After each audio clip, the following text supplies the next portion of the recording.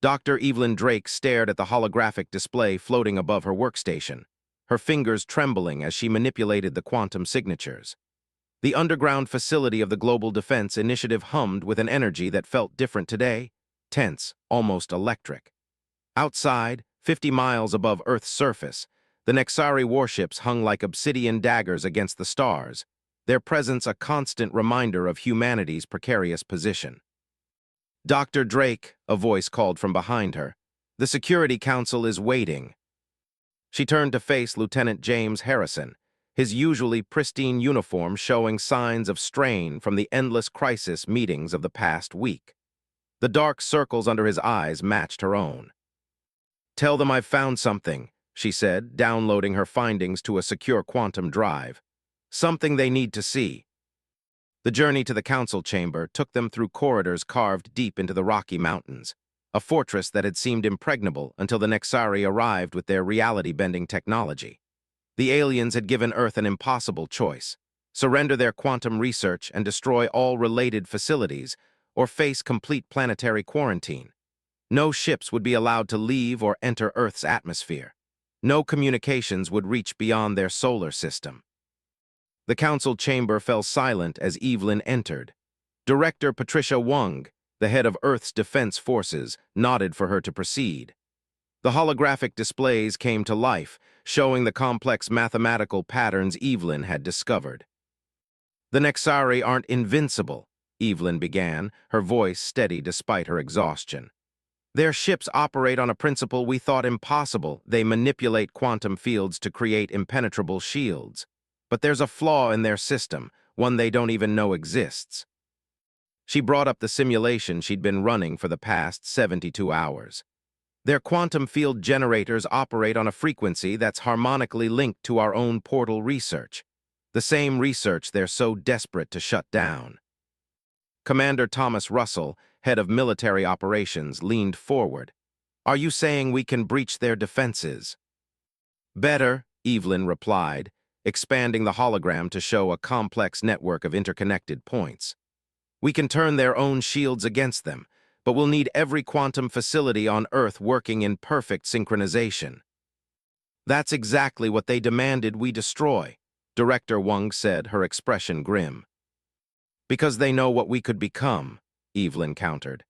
"The Nexari didn't achieve their dominance through diplomacy. They're systematic conquerors who eliminate any civilization that reaches quantum capability. We're not the first, but we could be the last they ever threaten." The chamber erupted in concerned murmurs. Lieutenant Harrison stepped forward, pulling up tactical displays showing Earth's defensive capabilities. "Our conventional weapons are useless against their shields. If Dr. Drake's theory works, it's our only chance." "The risk is astronomical," Director Wong stated. "If we fail, they'll do worse than quarantine us. They'll eliminate Earth entirely." Evelyn manipulated the hologram one final time, showing a simulation of her proposed plan. "Humanity has always advanced by daring to try what others thought impossible. The Nexari's ultimatum expires in 48 hours. They expect us to cave, to surrender our future out of fear. But they don't understand what humans do when backed into a corner." Commander Russell studied the tactical displays, his expression shifting from doubt to calculated consideration. "How many facilities would we need?" "All of them," Evelyn said. "Every quantum research center, every portal testing site. We'll need to link them all into a single network, creating a quantum web around the planet. When activated, it will resonate with their shield frequencies, causing a cascade failure across their entire fleet." "And if it works," Director Wong asked. "Then humanity doesn't just survive," Evelyn replied. "We prove that we're ready for the stars. We show every other species out there that Earth won't bow to tyranny, no matter how advanced the threat." The council chamber fell into deep discussion, arguments and counterarguments flying back and forth. But Evelyn knew they had no real choice. Humanity had never advanced by playing it safe, by backing down when the odds seemed impossible. Lieutenant Harrison caught her eye across the room, giving her a slight nod. They both knew what came next: endless hours of preparation, coordination across every continent, and the largest synchronized scientific endeavor in human history. If they succeeded, they would change the balance of power in the galaxy. If they failed, Earth would become another cautionary tale, another civilization that reached for the stars and was swatted down by the Nexari. As the Council finally reached their decision, Evelyn's quantum drive pulsed with the calculations that might save humanity. They had 48 hours to prove that humans could achieve the impossible, or their species would never reach the stars. Commander Marcus Chen watched the Nexari command ship through the cloaked shuttle's viewscreen, its crystalline surface reflecting starlight like a massive diamond suspended in space. His small craft, equipped with experimental quantum camouflage technology, drifted silently through the debris field that had once been Earth's satellite network. "Approaching entry point Delta," whispered Lieutenant Olivia Reed, her hands steady on the controls despite the magnitude of their mission. "Quantum signature is holding stable." The shuttle's crew of 4 represented humanity's best chance at survival. Along with Chen and Reed, Dr. Victor Torres monitored the quantum camouflage systems, while Sergeant Diana Wolfe checked her tactical gear one final time. They had trained for months for a mission they hoped would never be necessary. Now, with less than 36 hours until the Nexari's deadline, they were humanity's insurance policy. "Remember," Chen said, his voice low and measured, "we're looking for their central quantum core. Dr. Drake's calculations suggest it should be near the ship's center, protected by their strongest security measures." The shuttle slipped through a maintenance hatch, the quantum camouflage bending light and energy around them in ways that still seemed impossible. They had one shot at this.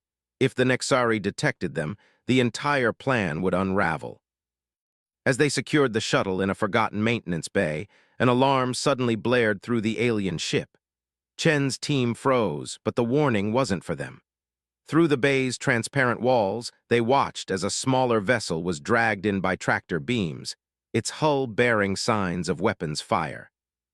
"Sir," Wolfe whispered, adjusting her tactical display, "that's not one of ours." The captured ship's design was unlike anything they had seen before. As they watched, Nexari guards surrounded it, their crystalline armor gleaming under the harsh bay lights. The ship's hatch opened, and a tall, ethereal figure emerged with its hands raised. "By the stars," Torres breathed, "another alien species." The figure stood nearly 8 feet tall, its silvery skin covered in geometric patterns that seemed to shift and flow. But what caught Chen's attention was the way the being moved, not with the arrogance of the Nexari, but with the careful precision of someone who had planned their capture. "Follow them," Chen ordered, "but maintain distance. This is an opportunity we can't ignore." Using their quantum camouflage, the team shadowed the Nexari guards as they escorted their prisoner through the ship's winding corridors. The alien prisoner's head turned slightly as they passed, its iridescent eyes flickering briefly toward their cloaked position. Chen's hand tightened on his weapon, but the being gave no sign of alerting its captors. The procession ended in a vast chamber filled with holographic displays and pulsing quantum cores. At its center stood a Nexari commander, his crystalline armor more elaborate than his subordinates. "A Zerthian spy," the commander's translated voice filled the chamber. "Your kind never learns." The prisoner straightened to its full height. "We learn more than you know, Executor Vextal. Your quarantine of Earth will fail, just as your suppression of my people failed." Chen exchanged glances with his team. The prisoner was speaking in perfect English, clearly for their benefit. "Your resistance is futile," Vextal replied. "Earth will submit or be destroyed, like all who dare to challenge the quantum supremacy of the Nexari." The Zerthians' geometric patterns pulsed with subtle light. "You fear them because they've done what your scientists claimed impossible. They've unified quantum theory with consciousness itself. Their portal technology isn't just about transportation, it's about understanding the fundamental nature of reality." Tor's hands flew over his datapad, recording everything. This was intelligence beyond their wildest hopes. "Take it to interrogation," Vextal ordered. "Extract everything it knows about the Earth resistance." As the guards led the Zerthian away, it spoke once more. "The humans have already one executor, they just don't know it yet." Chen made a decision. New plan, he whispered to his team. We're going to free that prisoner. Sir, Reed objected, the mission remains the same, Chen finished. But now we have an ally who knows this ship and our enemy. Sometimes the hidden variables are the ones that change everything. They followed the guards to a detention level, their quantum camouflage barely maintaining coherence this deep in the ship. The Zerthian was secured in a cell bordered by quantum field generators, the same technology that made the Nexari ships seemingly invincible. As soon as the guards departed, the being spoke directly to their hidden position. I am Krelther, chief scientist of the Zerthian resistance, and you are either very brave or very desperate to be here. Chen disabled their camouflage, revealing his team. Both, actually. I'm Commander Chen of Earth's Defense Forces. You seem to know a lot about us. Krelther's patterns shifted to form complex equations. We've been watching Earth for decades, waiting for you to reach this point.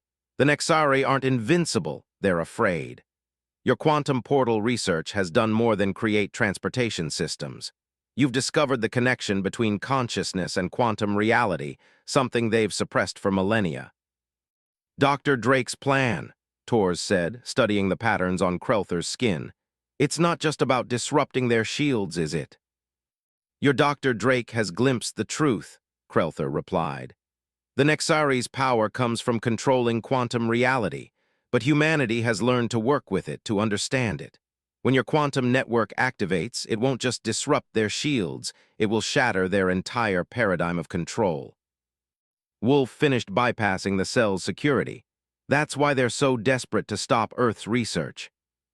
Precisely, Krelther said, stepping free.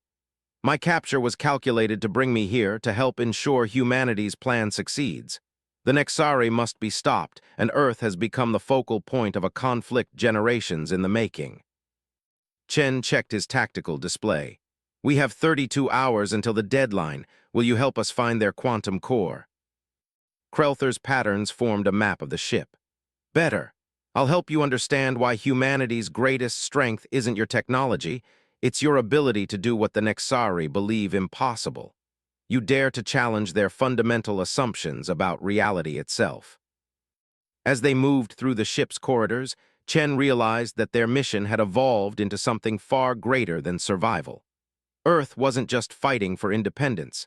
They were about to shatter the foundations of an empire that had suppressed countless civilizations. The hidden variables were falling into place, and the equation of humanity's future was about to be solved. Dr. Evelyn Drake stood in the heart of the Quantum Network Control Center, surrounded by holographic displays showing the status of every portal facility on Earth. 24 hours remained until the Nexari deadline, and the global quantum web was taking shape with a speed that would have seemed impossible just days ago. Status report from Shanghai facility, Lieutenant Harrison announced, his voice tight with exhaustion. Quantum synchronization at 87% and climbing. Evelyn watched as another node on the global display turned from amber to green. They were building something unprecedented, a planetary quantum network that would either save humanity or seal its doom. But her attention kept returning to the data streaming in from Commander Chen's covert mission. The Zerthian's information changes everything, she muttered, studying Krelther's equations. The geometric patterns from his skin had been translated into mathematical formulas that made her previous breakthrough seem primitive by comparison. Our quantum portals weren't just about transportation. We were accidentally tapping into something far more fundamental. Director Wang entered the control center, her usual composure showing cracks of concern. The Nexari fleet is moving. They're taking up attack positions. They know, Evelyn said, straightening. They must have detected the quantum web forming. The main display shifted to show the Nexari ships, their crystalline forms breaking formation for the first time since their arrival. Above major cities and quantum facilities, the alien vessels took up positions that left no doubt about their intentions. Dr. Drake, a technician called out. Incoming transmission from the Nexari command ship. The holographic display flickered, and Executor Vextal's imposing figure appeared. Your species proves more foolish than we anticipated. We detect your quantum network attempting to form. This violation of our terms will not be tolerated. We reject your terms, Director Wang replied, stepping forward. Earth will not be bullied into surrendering its future. Then you choose extinction. The executor's crystalline armor pulsed with barely contained energy. Our weapons are targeting every quantum facility on your planet. Shut down your network, or we will reduce your civilization to ash. The transmission cut off, and alarms began blaring throughout the facility. The Nexari ships were powering up their weapons, their quantum shields creating visible distortions in the sky. Time to make a choice, Director Wang said, turning to Evelyn. Can your network do what you claimed? Evelyn's hands flew over the control interface, integrating Krelther's equations into her models. Yes, but not the way we originally planned. Look at this. She brought up a new simulation, showing how the quantum web could be modified based on the Zerthians' insights. We weren't just creating a weapon against their shields. We were building a lens that could focus humanity's collective consciousness through the quantum field itself. What does that mean in practical terms? Harrison asked. It means we don't have to fight their technology, Evelyn explained, her eyes bright with understanding. We can transcend it. Every human mind connected to the network becomes part of the equation. Our consciousness, our will to survive, becomes a force they can't counter because they've never imagined it was possible. Warnings flashed across the displays as the first Nexari ships opened fire. Energy beams lanced down from the sky, but they weren't targeting cities. They were aiming for the quantum facilities. Beijing facility hit, a technician shouted. Quantum synchronization dropping. Rio de Janeiro under attack. Sydney facility reporting critical damage. But Evelyn smiled, her fingers dancing across the controls. They don't understand. Each attack, each quantum disruption is actually completing the network for us. The destruction of our facilities releases quantum energy in exactly the pattern we need. The global display began to pulse with new energy signatures. Where Nexari weapons struck, quantum fields didn't collapse, they expanded, linking together in ways that defied conventional physics. Get me Commander Chen, Evelyn ordered. The response came through static. We're in position at the quantum core. Dr. Krelther says we have to act now. Listen carefully, Evelyn said, entering the final sequences. When we activate the network, you'll have seconds to plant the quantum resonators. But more importantly, you need to embrace what happens next. Your consciousness, your absolute certainty that we can win, it's as important as the technology. Starting to sound less like science and more like faith, Doctor, Chen replied. The Nexari built their empire on the assumption that consciousness and quantum mechanics were separate, Evelyn explained. We're about to prove them wrong. Humanity's greatest strength isn't our technology, it's our ability to believe in the impossible and make it real. Director Wang watched the Nexari ships continuing their assault. Dr. Drake, we're running out of time. Initiating quantum network synchronization, Evelyn announced. Commander Chen, stand by. Everyone in this facility, everyone connected to the network, focus on what we're fighting for. The mathematics are just the framework. Our collective will is what makes it work. The quantum web brightened, each point of light representing not just a facility, but the hopes and determination of the humans operating it. As the network activated, Evelyn felt something she couldn't explain, a sense of connection, of humanity united in a way that transcended physical limitations. The Nexari ships faltered in their attack, their quantum shields flickering as they encountered something their technology couldn't comprehend. In the command ship, Commander Chen and his team moved to complete their mission, guided by Krelther toward a confrontation that would reshape the galaxy's understanding of what was possible. Humanity wasn't just fighting back. They were about to demonstrate that consciousness itself was the force the Nexari had feared all along. The transformed Nexari fleet hung in Earth's orbit like a constellation of living crystals, each ship now a testament to the merger of consciousness and quantum reality. Dr. Evelyn Drake stood at the observation window of the International Space Station. watching the play of light across their surfaces, no longer weapons of war, but bridges between civilizations. 3 months had passed since the day humanity rewrote the rules of reality. Behind her, Lieutenant Harrison coordinated with the joint Humans-Earthian science team that had taken up residence on the station. "The quantum network is stabilizing," Harrison reported. "Every major city now has a functioning portal hub, and the consciousness integration protocols are running at peak efficiency." Evelyn nodded, her attention drawn to an approaching shuttle. Inside were Commander Chen and his team, returning from their diplomatic mission to the Zerthian homeworld. Their success had changed more than just Earth's future. It had begun a cascade of transformations across known space. The shuttle docked smoothly, and Chen emerged with Krelther and a delegation of other alien species who had lived under Nexari oppression. Their expressions, human and alien alike, held the same look of purpose and hope. "The coalition is growing," Chen announced as they gathered in the station's conference chamber. 7 more civilizations have joined the Quantum Consciousness Alliance. They're not just adopting our technology, they're embracing the whole paradigm shift. Krelther's patterns shifted to display the latest data from across the galaxy. The Nexari Empire isn't falling, it's evolving. Their people are finally awakening to the true potential of quantum consciousness integration. Director Wang, now Earth's representative to the Interstellar Coalition, studied the displays with satisfaction. And Executor Vextal, leading the reformation of his own people, Chen replied. "It turns out when you strip away the Empire's conditioning, even the Nexari had been limiting themselves. They're asking to send students to Earth to learn what we've discovered about the quantum nature of consciousness." Evelyn moved to the central holographic display, bringing up the latest models of the expanding quantum network.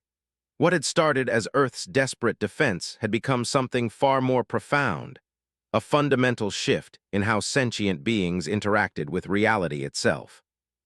"We've confirmed what we suspected," she said, highlighting key data points. "Consciousness isn't just capable of observing quantum effects, it's an integral part of how reality functions. Every species brings its own unique perspective, its own contribution to the greater understanding." Lieutenant Reed, who had been analyzing data from the transformed Nexari ships, added her findings. "The ships aren't just changing physically. They're becoming interfaces between thought and space-time itself. The possibilities for exploration, for learning, for connection, they're literally infinite." "And that's what they feared all along," Torres observed. "Not that we'd defeat them, but that we'd show them a better way. That we'd prove their entire philosophy of control and separation was built on a fundamental misunderstanding of reality." Sergeant Wolf, who had been quietly monitoring security feeds, spoke up. "The first group of human consciousness pilots are ready for training. They'll be working with Zerthian mentors to learn how to navigate the quantum planes." Outside the station's windows, one of the transformed Nexari ships demonstrated its new capabilities. Its crystalline structure flowed like liquid light, creating a portal that didn't just bridge space, but levels of reality they were only beginning to understand. "We're receiving signals," Harrison announced suddenly. "From beyond the galaxy's edge. Other civilizations drawn by the quantum consciousness network. They've been waiting, watching, hoping someone would make this breakthrough." Evelyn smiled, remembering the desperate days when they had faced extinction. "Humanity's greatest strength was never our technology. It was our ability to imagine the impossible, to believe in it so completely that we could make it real. We didn't just survive the Nexari, we showed the galaxy a new way forward." "The question is," Director Wang said, "are we ready for what comes next? We've opened doorways to levels of existence we barely understand." "That's exactly why we'll succeed," Chen replied. "Because we don't pretend to have all the answers. We're willing to learn, to grow, to face the unknown with wonder instead of fear." Krelther's patterns formed an image of the known universe, now alight with the connections of the quantum consciousness network. "My people spent generations theorizing about this possibility, but it took humanity's unique perspective, your blend of scientific understanding and innate belief in the impossible, to make it real." As if to emphasize his words, another transformed ship created a portal, this one showing vistas of realities they had only dreamed of exploring. The quantum field hummed with the collective consciousness of multiple species, all working together to understand their new capabilities. "We're not alone anymore," Evelyn said, watching the play of quantum light across the stars. "Not just in terms of other species, but in a deeper sense. We've proven that consciousness itself is the bridge between all forms of life, all levels of reality." The observation deck fell quiet as they contemplated the vista before them. The stars seemed brighter somehow, as if responding to their expanded awareness. Humanity had not only survived its greatest challenge, it had transformed it into an opportunity for growth that would echo across the cosmos. In the quantum field that now connected all sentient beings, a new understanding was taking shape. The universe wasn't just a place of physical laws and random chance. It was a vast network of consciousness, of possibility, of life reaching out to life across the infinite expanse of space and thought. And humanity, the species that dared to believe in the impossible, had taken its first steps into this larger reality. The stars weren't just aligned. They were awakening to a new era of conscious evolution, guided by the combined wisdom of all who dared to dream beyond the boundaries of what was thought possible.